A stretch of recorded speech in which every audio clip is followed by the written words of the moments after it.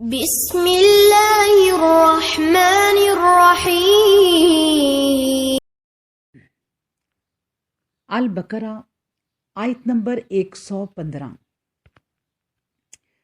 اللہ کے فضل و کرم سے تلاوت کرتے ہیں۔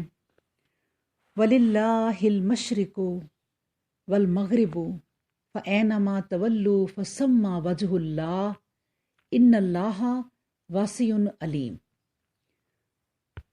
وَلِلَّهِ اور اللہ ہی کے لیے ہیں، المشرق مشرق، والمغرب اور مغرب، فَأَيْنَمَا پھر جس طرف، تولو تم منہ کرو گے، فَثَمَّ تو وہی ہے، وجہ اللہ چہرہ اللہ کا، ان اللہ بے شک اللہ، واسع بہت وسعت والا ہے، علیم اور خوب جاننے والا ہے۔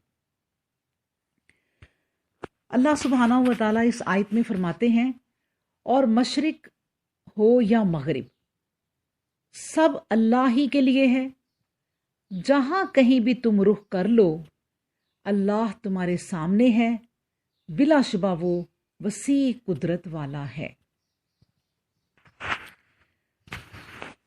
اب دیکھیں، اس آیت کو پڑھتے ہی جو پہلی بات سمجھ میں آتی ہے وہ یہ کہ ایک مذہبی جماعت ہونے کے باوجود جو بنی اسرائیل تھے وہ اللہ تعالیٰ کی رحمت کو بیت المقدس ہی میں محدود کرنا چاہتے تھے، اور کہتے ہیں کہ صرف اسی طرف رخ کرنے سے انوار و تجلیات الہیہ کا نزول ہو سکتا ہے۔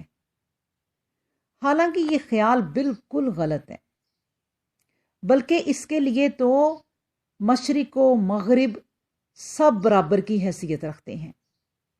جس جگہ کچھ لوگ جمع ہو کر اس کے ذکر میں مصروف ہوں گے، اس کی رحمت فوراً ان کی طرف متوجہ ہوگی، کیونکہ اللہ کی رحمت کا کوئی احاطہ نہیں کر سکتا، اور وہی جانتا ہے کہ اس کا صحیح محل نزول کون سا ہے۔ اس آیت میں رسول اکرم صلی اللہ علیہ وآلہ وسلم اور صحابہ کرام رضوان اللہ علیہم اجمعین کو تسلی دی گئی ہے کہ مشرکین مکہ نے اگرچہ آپ صلی اللہ علیہ وآلہ وسلم کو مکہ اور بیت اللہ سے ہجرت کرنے پر مجبور کر دیا، اور مدینہ پہنچ کر ابتدائی زمانہ میں 16-17 ماہ تک آپ صلی اللہ علیہ وآلہ وسلم بیت المقدس کی طرف منہ کر کے نماز پڑھتے رہے، اور اب بیت اللہ کی طرف منہ کرنے کا حکم ملا، لیکن اس میں آپ صلی اللہ علیہ وآلہ وسلم کا کوئی نقصان نہیں، نہ آپ صلی اللہ علیہ وسلم غمگین ہوں، کیونکہ اللہ کی ذات پاک کسی خاص سمت میں نہیں، وہ ہر جگہ ہے۔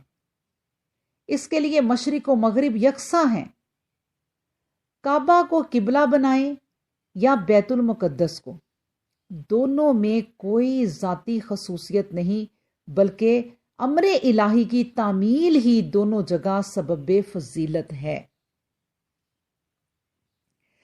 اب دیکھیں، اس آیت میں نبی صلی اللہ علیہ وآلہ وسلم اور آپ کے ان اصحاب کو تسلی دی جا رہی ہے کہ جو مکہ سے نکالے گئے اور اپنی مسجد سے روکے گئے۔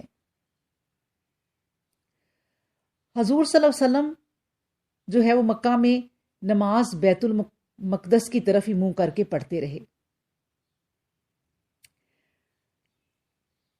اب دیکھیں، جب کعبہ کی طرف رخ کرنے کا حکم مل گیا تو اب کعبہ کی طرف فضیلت گویا لوٹا دی گئی، کیونکہ بندے کو جو اجر ملنے والا ہے وہ کسی سمت کی وجہ سے نہیں، بلکہ تعمیل حکم کی وجہ سے ملے گا۔ چند مہینوں کے لیے بیت المقدس کو قبلہ قرار دے کر اور اس کے بعد کعبہ کو قبلہ تسلیم کر کے گویا آپ صلی اللہ علیہ وآلہ وسلم نے اس بات کو واضح کر دیا ہے کہ کسی خاص سمت یا مکان کو قبلہ قرار دینا اس وجہ سے نہیں کہ معاذ اللہ اللہ تعالیٰ اس مکان یا اس سمت میں ہے، دوسری جگہ میں نہیں، بلکہ اللہ تو ہر جگہ اور ہر سمت میں یکساں توجہ کے ساتھ موجود ہے۔ وَلِلَّهِ الْمَشْرِقُ وَالْمَغْرِبُ۔ اللہ اکبر۔ اب دیکھیں مدینہ میں جب نبی کریم صلی اللہ علیہ وآلہ وسلم بیت المقدس کی طرف منہ کر کے نماز پڑھنے لگے تو یہود بہت خوش ہوئے، لیکن جب یہ حکم چند ماہ کے بعد منسوخ ہوا اور آپ کو اپنی چاہت، دعا اور انتظار کے مطابق کعبۃ اللہ کی طرف منہ کر کے نماز پڑھنے کا حکم دیا گیا تو ان یہودیوں نے تانے دینے شروع کر دیے کہ اب اس قبلہ سے کیوں ہٹ گئے۔ تو اللہ تعالیٰ نے یہ آیت اتاری کہ وَلِلَّهِ الْمَشْرِقُ وَالْمَغْرِبُ، مشرق و مغرب کا مالک اللہ تعالیٰ ہی ہے۔ پھر یہ اعتراض کیا جدھر اس کا حکم ہو پھر جانا چاہیے۔ حضرت ابن عباس رضی اللہ عنہما سے بھی مروی ہے کہ مشرق و مغرب میں جہاں کہیں بھی ہو منہ کعبہ کی طرف کرو۔ بعض بزرگوں کا بھی بیان ہے کہ یہ آیت کعبہ کی طرف متوجہ ہونے کے حکم سے پہلے اتری ہے، اور مطلب یہ ہے کہ مشرق و مغرب جدھر چاہو منہ پھیرو، سب جہتیں اللہ ہی کی ہیں اور سب طرف اللہ موجود ہے، اس سے کوئی جگہ خالی نہیں۔ اللہ اکبر۔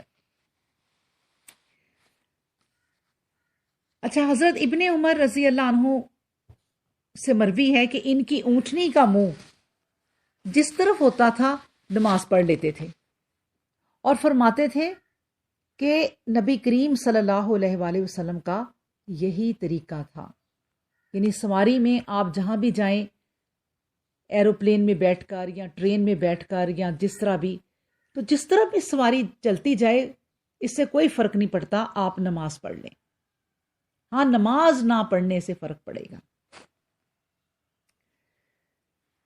اللہ اکبر۔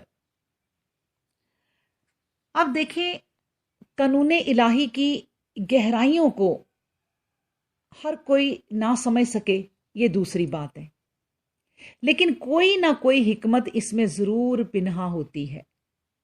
لوگوں نے تو سمت نماز مقرر ہو جانے کے بعد جو ہے وہ سمجھا کہ شاید یہی سمت ہے، خاص طور پہ یہودیوں نے، لیکن اللہ تبارک و تعالیٰ کی حکمت کو سمجھنے والے سمجھتے ہیں کہ اللہ تو ہر جگہ موجود ہے۔ جہاں دیکھیں اگر یہ آیت مطلب کہ جہاں قبلہ رخ ہو کر نماز ادا کرنا ممکن نہیں رہتا وہاں کیا کیا جائے، یعنی اگر قبلے کا پتہ نہ چلے، ابھی میں نے بتایا کہ ریل، پانی کا جہاز، ہوائی جہاز اور نامعلوم ابھی کون کون سی مطلب سواریاں ہوں جس میں ایک سمت منہ رکھنا ممکن ہی نہیں، وہاں نماز ادا کرنے کا وقت آ جاتا تو ایک مسلمان کیا کرتا؟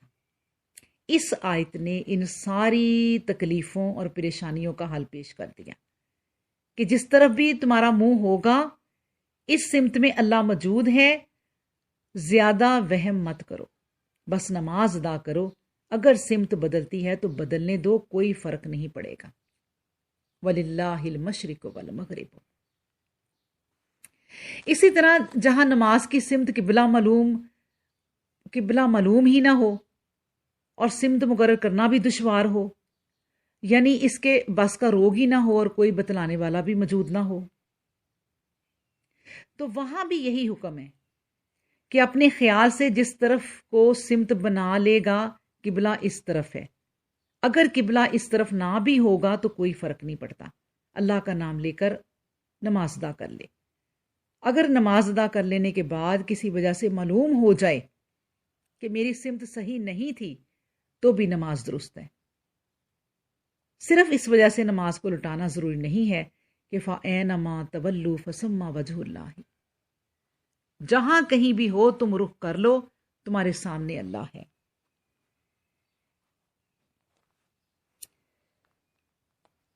اللہ اکبر۔ اب دیکھیں، بعض لوگوں نے اس آیت کے یہ معنی بھی لیے ہیں کہ اس میں مسلمانوں کے غلبہ و اقتدار کی پیش گوئی ہے، یعنی مغرب اور مشرق کی طرف وہ چھا جائیں گے، اور جس طرف بھی رخ کریں گے فتح و نصرت ان کے ساتھ ہوگی۔ دنیا کے گوشہ اور کونا کونا میں پھیل جائیں گے، مشرق و مغرب پر انہی کا قبضہ ہوگا۔ اللہ کی وسعت کو کون پا سکتا ہے؟ کبھی یہ مطلب بھی صحیح اور درست تھا، لیکن آج ہماری بدقسمتی اور نااہلی کے باعث وہ وقت نہیں رہا۔ ہاں، اللہ ہمیں اپنی حالت کو کے درست کرنے کی توفیق عطا فرما دے اور وہ وقت دوبارہ لوٹ آئے تو ناممکن بھی نہیں کہ وسعت آیت اس مضمون پر بھی حاوی ہو جائے، اور اس کا مطلب بھی یہی ہو جائے جو بعض مفسرین نے کہا ہے۔ اللہ اکبر۔ اللہ تعالی ہم کو صحیح پڑھنے اور اس پر عمل کرنے کی توفیق عطا فرمائے۔ وآخر دعوانا ان الحمد للہ رب العالمین۔